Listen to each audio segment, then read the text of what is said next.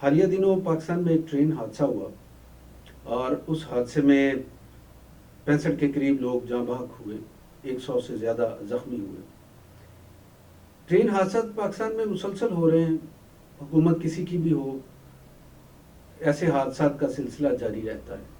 हमने देखा बहुत ज़्यादा दूर जाने की ज़रूरत नहीं, पीपल्स पार्टी की गवर्नमेंट थी तो गुलाम अहमद बलोर वज़ीर रेलवे थे, उनके दौर में रेलवे की सर्विसेज, निज़ामुल औकात और इंटीरियर रेल का जो था बुरी तरह मुतासिर हुआ। लोग रेल की बजाय निजी ट्रांसपोर्ट कंपनियां जो थीं, बसें जो थीं, उन पे इन्हिसार करने लगे। और फिर हमने देखा उसी दौर के लगभग एयरलाइन एक लॉन्च हुई पाकिस्तान में, और जो लीड क्लास थी मुसाफिरों की वो उस एयरलाइन की तरफ मुतवज्जह हुई। और फिर रेल के मुसाफिर कौन रह गए? रेल के मुसाफिर वो लोग रह गए जो मुलाजमत पेशा थे, छोटे कारोबार करने वाले लोग थे जिनका एक शहर से दूसरे शहर आना जाना होता था, या वो फैमिलीज थीं जो दूर दराज अपने अजीज़ों से मिलने के लिए जाती थीं और सस्ते टिकट्स की वजह से रेल के सफ़र को मुंतखब करती थी। अब इसका मतलब है कि वो क्लास रेल तक महदूद रह गई जो महरूम थी। जो लोग साहब सरवत थे, जिनके पास गुंजाइश थी, वो या तो अपनी ट्रांसपोर्ट पे चले जाते थे, या अच्छी बसेस पे चले जाते थे, या फिर उनके लिए हवाई जहाज़ होते थे। अब इस सूरत हाल में जब रोज़ाना की बुनियाद पे या हफ्ते की बुनियाद पे हादसात होने लगे तो सबसे ज़्यादा मुतासिर कौन हुआ? महरूम क्लास। अब उस क्लास को ज़रूरत थी कि उनका तहफ़्फ़ुज़ किया जाता, उनको एक महफूज सफ़र दिया जाता, लेकिन ऐसा नहीं हुआ। मैंने पता किया कि रेल जब चलती है तो उसके कौन से SOPs हैं जिन पे अमल करके इजाज़त दी जाती है कि वो अपने ट्रैक पे आए।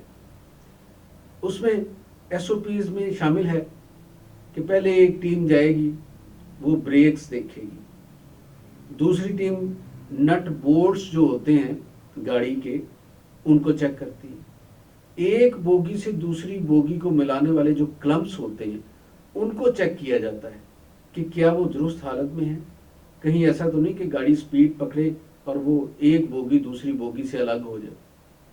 फिर ईंधन चेक किया जाता है गाड़ी का, गाड़ी के इंजन को देखा जाता है कि वो ठीक काम कर रहा है।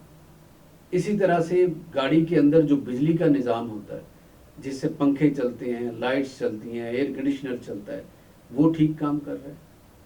पानी मौजूद है, लोगों ने वॉशरूम जाना होता है और भी ज़रूरियात होती हैं, तो क्या वो मौजूद? जब ये सारी चीज़ें चेक कर ली जाती हैं तो एक फॉर्म फिल किया जाता है जिस पर टिक की जाती है कि सारी चीज़ें इन ऑर्डर हैं। उसके बाद वो एक चेकर्स की जो टीम होती है वो इस फॉर्म को गाड़ी के ड्राइवर के पास लेके जाते हैं। गाड़ी का ड्राइवर अपने तौर पे इन सारी चीज़ों की तसल्ली करता है और फिर वो उस पर साइन करता है। और ये साइन शुदा जो डॉक्यूमेंट है एक गाड़ी के जो गार्ड होता है उसके पास होता है, और एक जहाँ से गाड़ी चलती है वहाँ पे उस ऑफिस में जमा करवा दिया जाता है। फिर ये गाड़ी रास्ते में आने वाले हर जंक्शन पे जब रुकती है तो वहाँ पे 4 लोगों की टीम होती है जो इसी तरह ये सारी चीज़ें चेक करते हैं दोबारा। अगर तो ईमानदारी के साथ, दयानतदारी के साथ ये सारे लोग अपना काम करें तो मेरा नहीं ख्याल कि कोई गाड़ी हादसे का शिकार हो गाड़ी की वजह से, गाड़ी के टेक्निकल नकाइस की वजह से। गाड़ी हादसा का शिकार ज़्यादातर क्यों होती है? पटड़ी के मसाइल की वजह से। अब ये एक अलग शोबा है, गाड़ी को चेक करना, गाड़ी के तकनीकी मामलात को देखने, ये एक और टीम है। और जो ट्रैक है उसकी हिफाजत का ख्याल करना, ट्रैक के नट बोल्ट्स को देखना, उसको इन ऑर्डर रखना, ये दूसरी टीम है। इसमें रेफरेंस आया हालिया हादसे के बाद जो जिसमें रेफरेंस दिया है कि 65 के करीब लोग जो हैं, 62-63, तो इस हादसे में एक रेफरेंस आया कि साद रफीक जब वजीर थे रेलवे के तो उन्होंने जनाब एक रिपोर्ट तैयार करवाई थी कि सखर डिवीज़न का जो इलाका है रेलवे का, वहाँ पे सबसे ज़्यादा हादसा होते हैं। और उसकी वजह ये थी कि वहाँ पे पटड़ी पे एक तो गश्त नहीं होता, उसकी निगरानी नहीं होती, اور وہاں پہ جو لوگ ہیں وہ نٹ بولٹ اکھاڑ کے لے جاتے ہیں. اس میں جرائم پیشہ لوگ بھی ہیں, کچھ ایسے لوگ ہیں جو شغل کے طور پہ ہی ایسا کام کر لیتے ہیں. اس وجہ سے جب سپیڈ کے ساتھ اس علاقے سے گاڑی گزرتی ہے, سکھر روڑی وغیرہ کے, تو وہاں پہ گاڑیاں پٹڑی سے اتر جاتی ہیں. پرسوں والے حادثے میں بھی اسی طرح سے ہوا کہ ایک ملت ایکسپریس جو تھی وہ تیزی سے جا رہی تھی اور اس کی بوگیاں جو تھیں وہ پٹڑی سے اتر گئی. اسی اسنا میں دوسری طرف سے گاڑی آ رہی تھی اور اس کی جو بوگیاں گر رہی تھی اپوزٹ ٹریک پہ, تو وہ گاڑی بھی سپیڈ کے ساتھ تھی اور دونوں گاڑیوں کی جو بوگیاں ایک دوسرے سے ٹکرائیں تو اس سے یہ حادثہ ہوا. اور اس حادثے میں یعنی بہت شدت سے احساس دلایا ہمیں کہ پاکستان میں ریل کا نظام محفوظ نہیں ہے.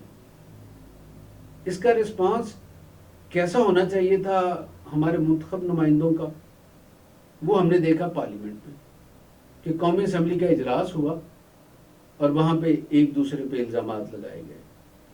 مسلم لیگ نون کی جو لیڈرشپ تھی, جو وہاں پہ منتخب نمائندے تھے, جو سعد رفیق سابق ریلوے وزیر تھے, انہوں نے کہا کہ جناب یہ گورنمنٹ ذمہ دار ہے.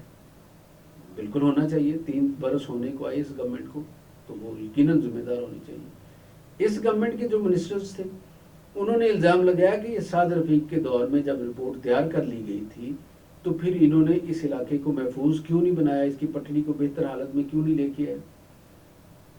اسی طرح حکومت نے یہ کہا کہ جناب یہ اگر کر سکتے یا یہ ایمانداری سے کام کرتے تو آج ریلوے اس حالت کو نہ ہوتا. اس میں دور کیوں جائیں, بلاول بھی اس میں شامل ہو گئے. انہوں نے بھی کہا کہ ریل کا سفر غیر محفوظ ہے. اب آپ مجھے بتائیں کہ الزام کس پہ دیں؟ سب ایک دوسرے پہ الزام دے رہے ہیں. ہم نے سب کو بھگتا, اور بھگتا کنہوں نے؟ وہ لوگ جن کا کوئی والی وارث نہیں اس ملک میں. تو کیا ہم انتظار کرتے رہیں, ہم دیکھتے رہیں اپنے لوگوں کو مرتے ہوئے, ہم اس بات کے منتظر رہیں کہ کب اگلا حادثہ ہو؟ تو اس کے لیے ایک تو گورنمنٹ کو اپنی پالیسی تبدیل کرنا پڑے گی. یہ سیاسی الزام تراشی سے باہر آئیں. جو ہو چکا وہ ہو چکا. سوچنا یہ ہے کہ آگے کیا کرنا ہے. آپ نے, آپ کے پاس ایک 150 سال پرانا ایک نظام ہے, وہ نظام جس نے پورے بر صغیر کو فائدہ دیا ہے, وہ ایک ڈھانچہ آپ کے پاس ہے. آپ نے اس ڈھانچے کے اندر جان ڈال دی ہے. جان کیسے ڈالنی؟ اس کا سگنل سسٹم درست کریں, اس کے ٹریکس کو بہتر کریں, اس کے میکینیکل فالٹس جو ہیں ریلوے کے اندر اس کو درست کریں, ریلوے کے اندر نئی ٹیکنالوجی لے کے آئیں. میں دیکھتا ہوں ہمارے ہمسایہ ملک بھارت کی جو ریل ہیں, انہوں نے تو ڈبل ڈیک والے بوگیاں چلا دی ہیں, اس کے اندر ڈبل ڈیک ہیں, اوپر بھی لوگ بیٹھے ہوئے ہیں, برتھیں بھی ہیں وہاں پہ سونے کے لیے, نیچے بھی اسی طرح سے سٹنگز بھی ہیں, برتھیں بھی ہیں. تو وہاں پہ توجہ دی گئی. وہاں پہ کروڑوں لوگ ہر سال, ہر دن, بلکہ سال کی بات نہیں, ہر روز کروڑوں لوگ ریل کا سفر کرتے ہیں. ہمارے ہاں ایسا کیوں نہیں ہو سکتا؟ صرف قوت ارادی کی کمی ہے. ہم چاہتے نہیں ہیں ایسا کرنا. گورنمنٹ سے ہمارا یہ پروگرام کرنے کا مقصد یہ ہے کہ گورنمنٹ کو اور وہ لوگ جو اس سارے شعبے سے متعلق ہیں وہ اس طرف توجہ دیں.